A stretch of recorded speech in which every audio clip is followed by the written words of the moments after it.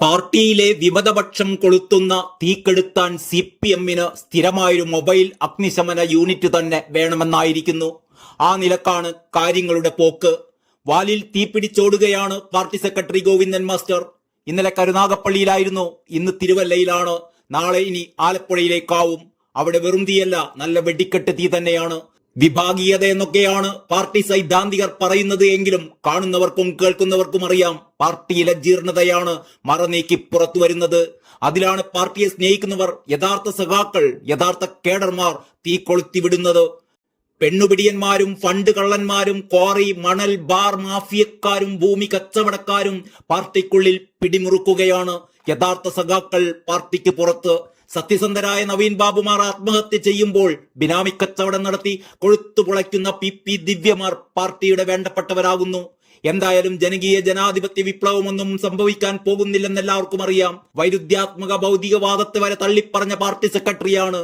ഇവിടെ എത്രയും പെട്ടെന്ന് കാശുണ്ടാക്കുക, അതിനായി അധികാരം പിടിച്ചെടുക്കുക, അത് മാത്രമാണ് CPM-ന്റെ ഇപ്പോഴത്തെ പ്രത്യയശാസ്ത്രം. ആ പ്രത്യയശാസ്ത്രമാണ് യഥാർത്ഥ സഖാക്കൾ ആദർശത്തിന്റെ പെട്രോൾ ഒഴിച്ച് കത്തിച്ച് ചാമ്പലാക്കാൻ ശ്രമിച്ചുകൊണ്ടിരിക്കുന്നത്. അത് ഗോവിന്ദന് സഹിക്കുമോ? പിണറായിക്ക് സഹിക്കുമോ? P ശശിക്കും VK ശശിക്കും റിയാസിനും സജി ചെറിയാനും ഒക്കെ സഹിക്കുമോ? അതാണ് ഇപ്പോൾ CPM-ൽ നടന്നുകൊണ്ടിരിക്കുന്ന തീക്കളി. ഇതിൽ പാർട്ടി ഒന്നാകെ കത്തിത്തീരുമോ? അതല്ല ജീർണതകൾ മാത്രം കത്തിത്തീരുമോ? അതുമല്ലെങ്കിൽ ജീർണതക്കെതിരെ കലാപമുയർത്തുന്ന യഥാർത്ഥ കേഡർമാർ വെന്തിച്ചാകുമോ എന്നതാണ് ഇനി കാത്തിരുന്ന് കാണേണ്ടത്.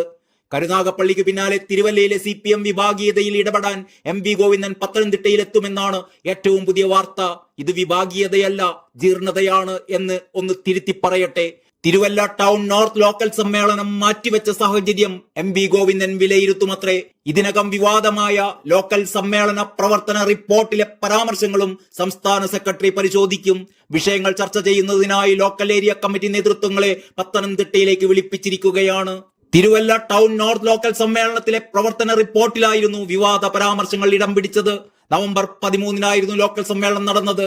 മുൻ തിരുവല്ല ഏരിയ സെക്രട്ടറി ഫ്രാൻസിസ് വി ആന്റണി ഉൾപ്പെടെ ചില നേതാക്കൾ പാർട്ടിയെ ഇല്ലാതാക്കാൻ ശ്രമിച്ചു എന്ന പരാമർശം റിപ്പോർട്ടിലുണ്ടായിരുന്നു. പീഡനക്കേസ് പ്രതി സജിമോനെ മുതിർന്ന നേതാക്കൾ സംരക്ഷിക്കുന്നതായും പ്രവർത്തന റിപ്പോർട്ടിൽ വിമർശനമുണ്ട്. പാർട്ടി ഏരിയ കമ്മിറ്റി ലോക്കൽ കമ്മിറ്റിക്ക് സഹായം ചെയ്യുന്നില്ല എന്നും സജിമോനെ ലോക്കൽ കമ്മിറ്റി സെക്രട്ടറി ആക്കാത്തതിൽ ഏരിയ കമ്മിറ്റിക്ക് വിരോധമെന്നുമൊക്കെ റിപ്പോർട്ടിലുണ്ട്. ലോക്കൽ കമ്മിറ്റിക്ക് ഇതിനോട് കടുത്ത വിയോജിപ്പാണുള്ളത്. സംസ്ഥാന കമ്മിറ്റിയുടെ നിലപാട് തന്നെയാണ് സജിമോന്റെ കാര്യത്തിൽ ലോക്കൽ കമ്മിറ്റിക്കും ഉള്ളതെന്നും റിപ്പോർട്ടിൽ പരാമർശമുണ്ടായിരുന്നു. പ്രതിനിധികൾക്ക് കൈമാറിയ റിപ്പോർട്ട് വിവാദമായതോടെ തിരിച്ചു വാങ്ങിക്കുകയായിരുന്നു. പ്രവർത്തന റിപ്പോർട്ടിലെ പരാമർശങ്ങൾ വിവാദമാകുമെന്ന് ബോധ്യപ്പെട്ടപ്പോൾ ലോക്കൽ സമ്മേളനം തന്നെ നിർത്തിവെക്കേണ്ട ഗതികേടും വന്നു. പിന്നീട് ഇതുവരെ സമ്മേളനം നടത്താൻ സാധിച്ചിട്ടില്ല. ലോക്കൽ ഏരിയ നേതൃത്വങ്ങൾ തമ്മിലുള്ള തർക്കവും വിഭാഗീയതയും തുടരുന്ന സാഹചര്യത്തിലാണ് വിഷയത്തിൽ ഇടപെടാൻ സംസ്ഥാന സെക്രട്ടറി M ഗോവിന്ദൻ പത്തനംതിട്ടയിലെത്തുന്നതത്രേ. നേരത്തെ നടുറോഡിലെ കയ്യാങ്കളിയും തർക്കവും വരെ എത്തിയ കൊല്ലം കുലശേഖരപുരത്തെ വിഭാഗീയതയെ തുടർന്ന് കരുനാഗപ്പള്ളി ഏരിയ കമ്മിറ്റിയെ CPM സംസ്ഥാന നേതൃത്വം പിരിച്ചുവിട്ടിരുന്നു. സംസ്ഥാന സെക്രട്ടറി MV ഗോവിന്ദന്റെ നേതൃത്വത്തിൽ നടന്ന ചർച്ചയ്ക്ക് ശേഷമായിരുന്നു ആ തീരുമാനം. സേവ് CPM എന്ന പ്ലക്കാർഡുകളുമേന്തി കരുനാഗപ്പള്ളി ഏരിയ കമ്മിറ്റി ഓഫീസിലേക്ക് പ്രവർത്തകർ പ്രകടനം നടത്തിയതിന് പിന്നാലെയായിരുന്നു സംസ്ഥാന നേതൃത്വത്തിന്റെ ഈ ഇടപെടൽ. നേരത്തെ നേതൃത്വത്തിനെതിരെ സേവ് CPM എന്ന പോസ്റ്റർ കരുനാഗപ്പള്ളി ഏരിയ കമ്മിറ്റി ഓഫീസിന് പുറത്തടക്കം പതിച്ചിരുന്നു. കുലശേഖരപുരത്തെ വിഭാഗീയതയെ തുടർന്ന് കരുനാഗപ്പള്ളി ഏരിയ കമ്മിറ്റി പിരിച്ചുവിട്ടതിന് പിന്നാലെ പ്രതികരണവുമായി വിമതരും രംഗത്തെത്തിയിരുന്നു.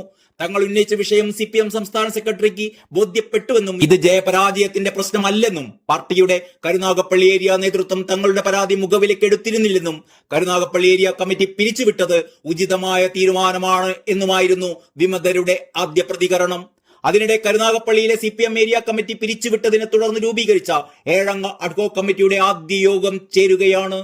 കുലശേഖരപുരം നോർത്ത് ലോക്കൽ സമ്മേളനവുമായി ബന്ധപ്പെട്ട വിഷയങ്ങളിൽ കൂടുതൽ നടപടികൾക്ക് സാധ്യത ഉണ്ട് എന്നാണ് ഏറ്റവും ഒടുവിൽ ലഭിച്ചുകൊണ്ടിരിക്കുന്ന വിവരം.